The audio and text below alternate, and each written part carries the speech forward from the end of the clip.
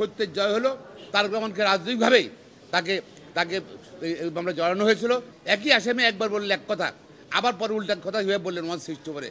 প্রথম থেকে বলেছিলাম দ্বিতীয় চার্জশিট দেওয়ার পর, সেকেন্ড চার্জশিট দেওয়ার পরে এটাকে রাজনৈতিকরণ করা হয়েছে।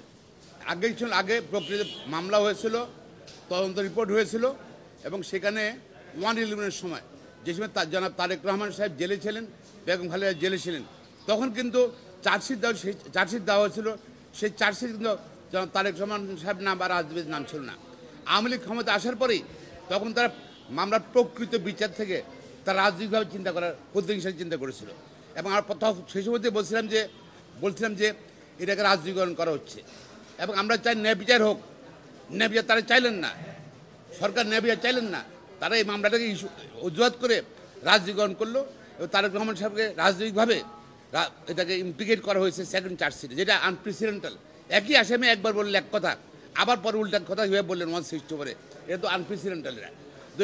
আজকে আবার প্রমাণিত হলো তারেক রহমানকে রাজনৈতিকভাবেই তাকে আমরা জড়ানো হয়েছিল, এবং মহামান্য সুপ্রিম কোর্ট তাকে খালাট দিয়েছেন এবং অন্যরা খালাট দিয়েছেন। এবং আমরা কষ্ট আপনাদের জন্য লাগে, আমাদের খারাপ লাগে যে ওনারা যারা সে মনবাদী ঘটনা 21 আগস্ট ঘটনার বিচারটা হলো না, এবং সেটা সরকারের জন্য, আওয়ামী লীগ সরকারের জন্য হলো না। তারা এটাকে রাজনীতিকরণ করেছে। যদি রাজনীতিকরণ না করতো প্রকৃত বিচার হতো। আপনি তখন না, আর কোনো মামলা তো আমি জানি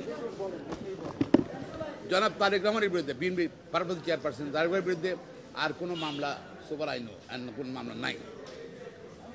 আর যেটা হলো যে সত্যের জয় হলো, এবং তারা যে আদালতকে রাজনীতিকরণ করা হয়েছিল, করতে চেষ্টা করেছিল, রাজনীতি বিচার করেছিল, সেটা কিন্তু আবার সত্য প্রমাণিত হলো।